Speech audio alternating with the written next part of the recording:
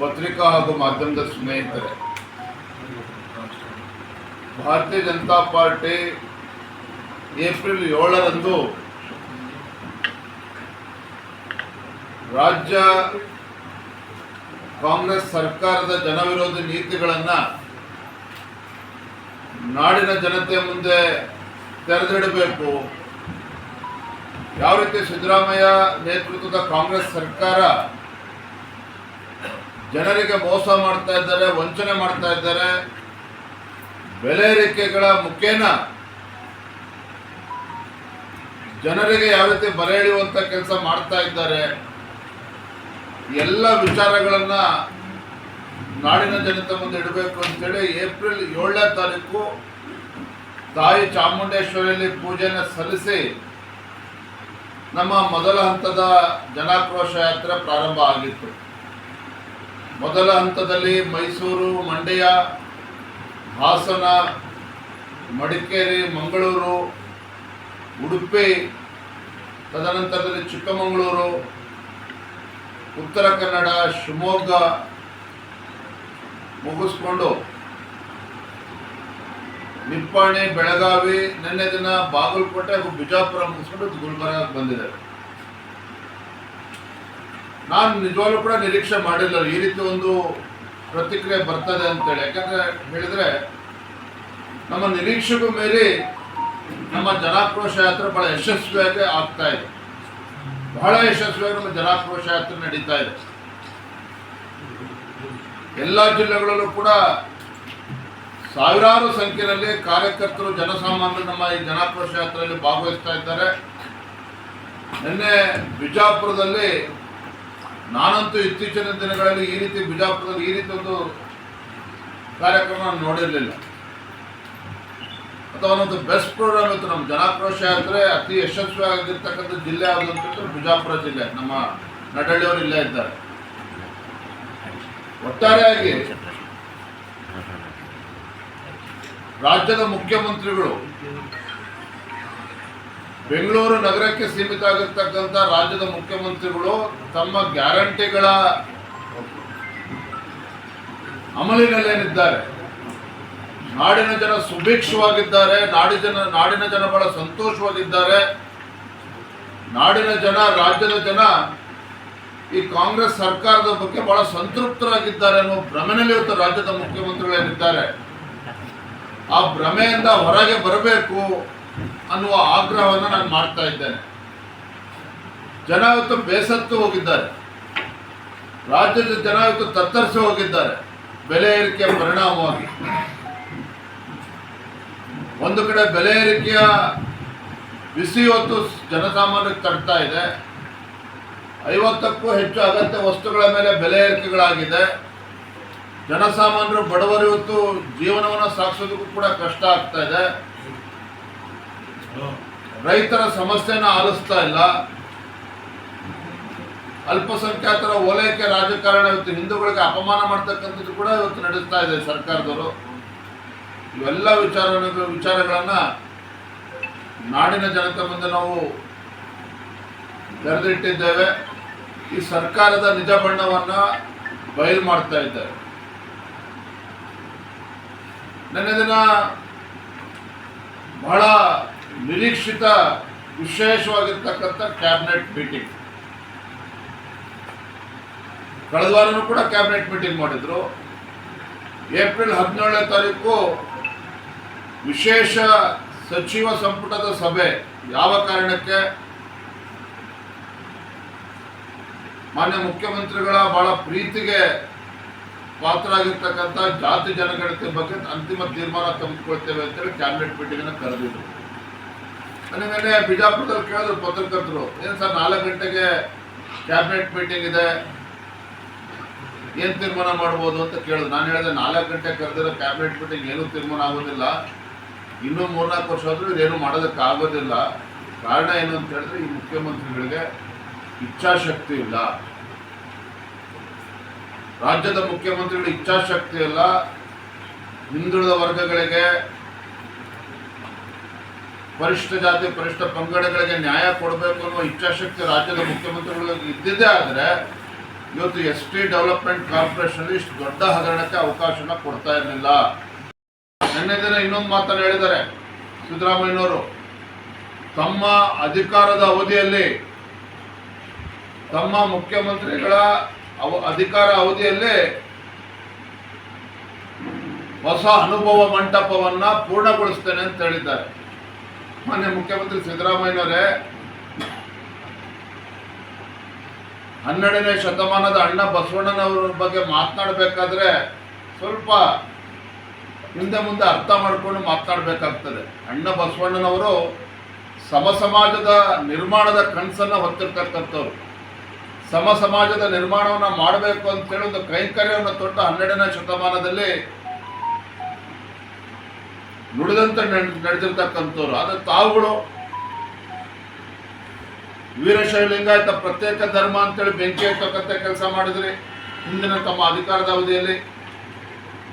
ಇವತ್ತೇನೋ ಜನ ಪಾಪ DK ಶಿವಕುಮಾರ್ ಹೇಳಿದ್ರು ಅಂತೇಳಿ ಮರೆತು, ಹೌದು DK ಶಿವಕುಮಾರ್ ಹೇಳಿದ್ರು, ಹಿಂದೆ ಬಳ್ಳಾರಿಯಲ್ಲಿ ವಿಧಾನಸಭಾ ಚುನಾವಣೆ ಮುಂಚಿತವಾಗಿ ನಾವು ತಪ್ಪು ಮಾಡಿದ್ವಿ, ಕಾಂಗ್ರೆಸ್ನವರು ವೀರಶೈವ ಲಿಂಗಾಯತ ಪ್ರತ್ಯೇಕ ಧರ್ಮ ಹೊಡೆದಕ್ಕೆ ನಾವು ಕೈ ಹಾಕಬಾರ್ದಿದ್ದು, ನಾವು ಕ್ಷಮೆ ಯಾಚಿಸ್ತೇನೆ ಅಂತೇಳಿ ಸ್ವತಃ DK ಶಿವಕುಮಾರ್ ಅವರು ಹೇಳಿದ್ರು. ಪಾಪ ಜನ ಮತ್ತೆ ಓಟ್ ಕೊಟ್ಟರು.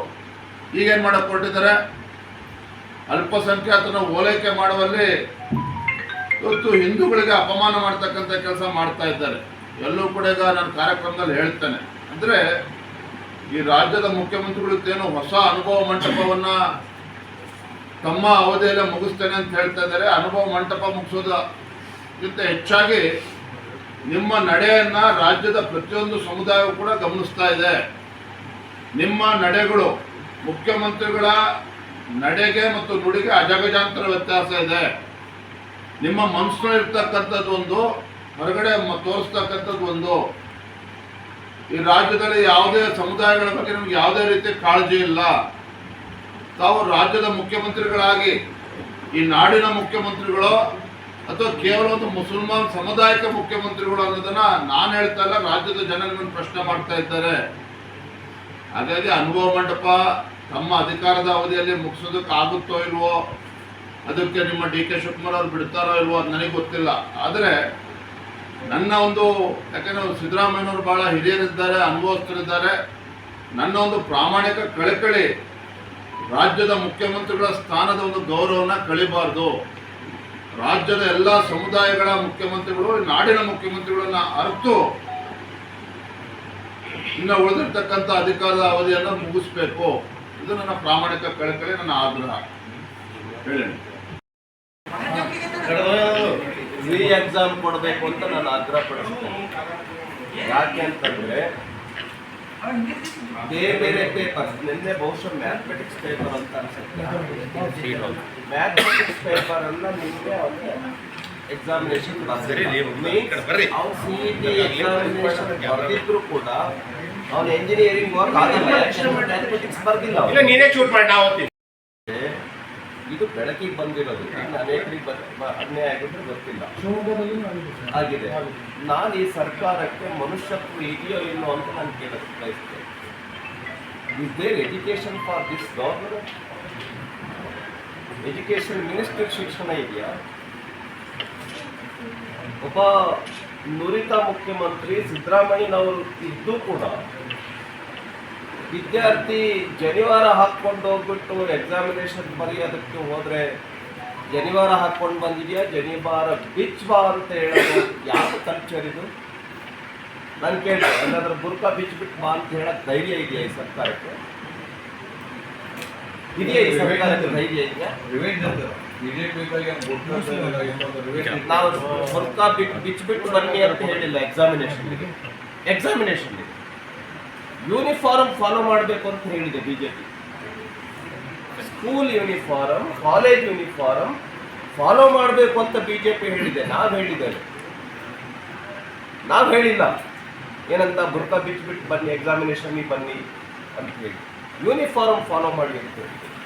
ನಾನು ಅದಕ್ಕೆ ಹೇಳ್ತೀನಿ, ಕೂಡಲೇ ಮುಖ್ಯಮಂತ್ರಿಗಳು ಮಧ್ಯಪ್ರವೇಶ ಮಾಡಿ ಈ ಥರದ ಯಾವ ವಿದ್ಯಾರ್ಥಿಗಳಿಗೆ ಎಕ್ಸಾಮಿನೇಷನ್ ತಪ್ಪಿದೆ ಅವ್ರಿಗೆ ಎಕ್ಸಾಮಿನೇಷನ್ ಕೊಡಬೇಕು ಅಂತ ಅಂದರೆ ಅವನಿಗೆ ಒಂದು ಭವಿಷ್ಯ ಹೋಗುತ್ತೆ. ಅವನಿಗೆ ಆ ವಿದ್ಯಾರ್ಥಿಯ ಭವಿಷ್ಯ ಹೋಗುತ್ತೆ. ನಾನು ಬಹಳ ಸೀರಿಯಸ್ ಆಗಿ ತೆಗೆದುಕೊಳ್ತೇನೆ ವಿದ್ಯಾರ್ಥಿಗಳಿಗೆ ಈ ತರ ಅನ್ಯಾಯ ಆಗ್ತಾ ಇರ್ತಕ್ಕಂಥದ್ದನ್ನು. ಮಾಫಿಯಾ ಏನ್ ನಡೀತಾ ಇದೆ? ಮರಳು ಮಾಫಿಯಾ ಲೂಟ್ ನಡೀತಾ ಇದೆ. ಎಷ್ಟು ಎಕರೆಗೆ ನೀವು ಅನುಮತಿ ಕೊಟ್ಟಿದ್ದೀರಾ? ಎಷ್ಟು ಡೀಪ್ ಹೋಗ್ಬೇಕು ಅಂತ ಅನುಮತಿ ಕೊಟ್ಟಿದ್ದೀರಾ? ಎಷ್ಟು ಬೆಡ್ತ್ ಹೋಗ್ಬೇಕು ಅಂತ ಅನುಮತಿ ಕೊಟ್ಟಿದ್ದೀರಾ? ಎಲ್ಲದಕ್ಕೂ ಮೆಜರ್ಮೆಂಟ್ ಇರುತ್ತೆ. ನಾನು ಡೀಟೇಲ್ಸ್ ತೆಗೆದುಕೊಳ್ತೇನೆ ಆಮೇಲೆ. ಮೆಜರ್ಮೆಂಟ್ ಅನ್ನ ದಾಟಿ ಹೋಗಿದೆ. ಒಂದು ದಿನಕ್ಕೆ ಎಷ್ಟು ಟ್ರಕ್, ಎಷ್ಟು ಟನ್ ಮರಳು ತೆಗೆದುಕೊಂಡು ಹೋಗ್ಬೇಕು ಅಂತ ಲೈಸೆನ್ಸ್ ಇದೆ, ಅಗ್ರಿಮೆಂಟ್ ಇದೆ. ನನಗೀಗ ಬರ್ತಕ್ಕಂಥ ಮಾಹಿತಿ ಪ್ರಕಾರ, ಪತ್ರಿಕೆಗಳಲ್ಲಿ ನೋಡಿರುವಂಥ ಪ್ರಕಾರ 10 ಟನ್ ಒಂದು ಲಾರಿನಲ್ಲಿ ಮರಳು ಹೋಗ್ಬೇಕು. ಆದರೆ 50 ಟನ್ ಹೋಗ್ತಾ ಇದೆ ಒಂದು ಲಾರಿನಲ್ಲಿ. ಎಷ್ಟು ಲಾರಿಗಳು ಹೋಗ್ಬೇಕು ಒಂದು ದಿನಕ್ಕೆ? ನಾನು ಡೀಟೇಲ್ಸ್ ತೆಗೆದುಕೊಳ್ತೇನೆ. 500, 600, 1000ವರೆಗೆ ಲಾರಿಗಳು ಹೋಗ್ತಾ ಬಂತು ಒಂದು ದಿನಕ್ಕೆ. ಮಹಾರಾಷ್ಟ್ರಕ್ಕೆ ಹೋಗ್ತಾ ಇದೆಯಂತೆ, ಹೈದರಾಬಾದ್ಗೆ ಹೋಗ್ತಾ ಇದೆಯಂತೆ, ಬೇರೆ ಬೇರೆ ಜಿಲ್ಲೆಗಳಿಗೂ ಹೋಗ್ತಾ ಇದೆಯಂತೆ, ಬೇರೆ ಬೇರೆ ರಾಜ್ಯಗಳಿಗೆ ಹೋಗ್ತಾ ಇದೆಯಂತೆ. ಟ್ಯಾಕ್ಸು ಸರ್ಕಾರಕ್ಕೆ ಬರೋದು ತಪ್ತಾ ಇದೆಯಾ? ಮಂತ್ರಿಗಳಿಗೆ ಹೋಗ್ತಾ ಇದೆಯಾ? ಎಷ್ಟು ಜನಕ್ಕೆ ಲೈಸೆನ್ಸ್ ಕೊಟ್ಟಿದ್ದೀವಿ? ಎಷ್ಟು ಜನ ಇಲ್ಲೀಗಲ್ ಮರಳನ್ನ ಸಾಗಾಣಿಕೆ ಮಾಡ್ತಾ ಇದ್ದಾರೆ? ಇದೆಲ್ಲವೂ ಕೂಡ ಡೀಟೈಲ್ಡ್ ಆಗಿ ತನಿಖೆ ಆಗಬೇಕು. ಇದನ್ನ ಇಲ್ಲಿ ಬಿಡೋದಿಲ್ಲ. ಇದನ್ನು ಕೂಡ ಇದೆ, ರಾಯಚೂರನ್ನು ಕೂಡ ಇದೆ. ಚಿತ್ತಾಪುರ ಮತ್ತು ಸೇಡಬೇಡಕ್ಕೆ ಪರವಾನಗಿ ಇದೆ ಸರ್. ಬೇರೆ ಜೇವರ್ಗಿಯಲ್ಲಿ ಇದೆ ಮತ್ತು ಅಫಜಲ್ಪುರಲ್ಲಿ ಮಾಡ್ಬೋದು. ಅಲ್ಲಿ ಪರವಾನಗಿ ಇಲ್ಲ. ನಾವು ಅಧ್ಯಕ್ಷರ ಜೊತೆನಲ್ಲಿ, ನಮ್ಮ ವಿಪಕ್ಷ ನಾಯಕರ ಜೊತೆನಲ್ಲಿ ಕೂತ್ಕೊಂಡು ಕರ್ನಾಟಕ ರಾಜ್ಯದಲ್ಲಿ ಮರಳು ಮಾಫಿಯಾ ಅಂತಕ್ಕಂಥದ್ದು ಒಂದು ಬಹಳ ದೊಡ್ಡ ದಂಧೆಯಾಗಿಬಿಟ್ಟಿದೆ. ಅಲ್ಲ, ಅದಕ್ಕಿಂತ ಹೆಚ್ಚಾಗಿ ಇನ್ನೊಂದು ಅಧಿಕಾರಿಯ ಹತ್ಯೆ ಮಾಡ್ತಕ್ಕಂಥ ಘಟನೆಯೂ ಕೂಡ ಆಗಿತ್ತು ಹಿಂದೆ ಸರ್ಕಾರ ಇದ್ದಂಥ ಸಂದರ್ಭದಲ್ಲಿ. ಈಗ ಅಧಿಕಾರಿಗಳು ಏನ್ ಮಾಡ್ತಾ ಇದ್ದಾರೆ? ಇಲ್ಲಿ ಮರಳು ಇಷ್ಟೊಂದು ಲೂಟಿ ಆಗ್ತಾ ಇದೆಯಲ್ಲ. ಅಲ್ಲ ಸರ್, ಈಗ ಒಂದು ಅಲ್ಲಿ ಕೇಳಿರೋದು ಒಂದು ಪಾಯಿಂಟ್ ನೀವು ಸಮಾಜದ ಒಬ್ಬ ವ್ಯಕ್ತಿ ಸರ್ಕಾರ ಇದ್ದಾಗ ARD ಕೊಟ್ಟಿದ್ದು ಸರ್ಕಾರಿ ಕಾಮಗಾರಿ ಮಾಡ್ಬೇಕಂತ ಕೊಟ್ಟಿದ್ವಿ. ಇವರು ಸರ್ಕಾರಿ ಕಾಮಗಾರಿ ಬಿಟ್ಟು ಪ್ರೈವೇಟ್ದವ್ರಿಗೆ ಕೊಟ್ಟು ದಿನ ಇವ್ರು ಹೇಳಿದಾಗ 300-400 ಲಾರಿಗಳು ಲೂಟಿ ಮಾಡ್ತಾ ಇದ್ದಾರೆ. ನಾವು ಸರ್ಕಾರಿ ಕಾಮಗಾರಿ ಕೊಟ್ಟಿದ್ದೀವಿ, ಇವ್ರು ಏನ್ ಮಾಡ್ತಾ ಇದ್ದಾರೆ?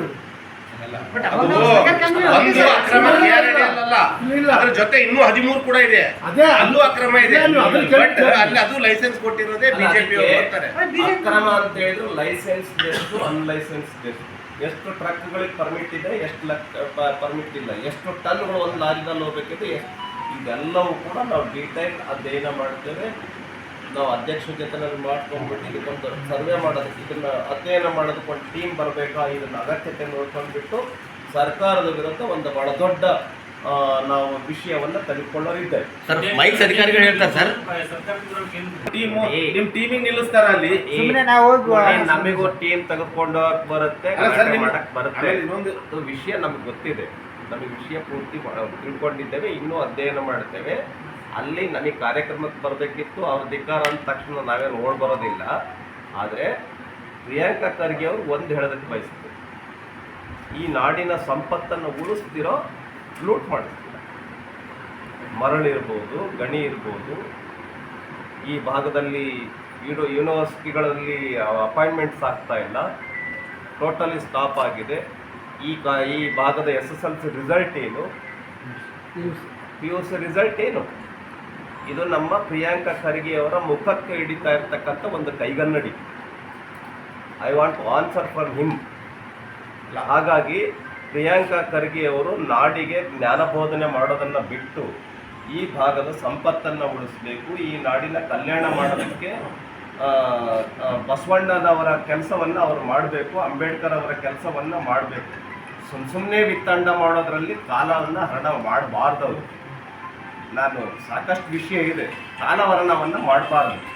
ಈ ಭಾಳಷ್ಟು ವರ್ಷಗಳಿಂದ ನಿಮ್ಮ ಪ್ರಿಯಾಂಕಾ ಖರ್ಗೆ ಅವರು ಚುನಾಯಿತರಾಗಿ ಬರ್ತಾ ಇದ್ದಾರೆ, ಅವರ ತಂದೆಯವರು ಬರ್ತಿದ್ದಾರೆ. ಈ ಭಾಗಕ್ಕೆ ಕೊಡುಗೆಯನ್ನು ಕೊಡಲಿ. ಅನಗತ್ಯವಾಗಿ ಸುಮ್ಮನೆ ಸಮಯ ವ್ಯರ್ಥ ಮಾಡೋದ್ರಲ್ಲಿ ಏನೇನು ಅರ್ಥ ಇಲ್ಲ.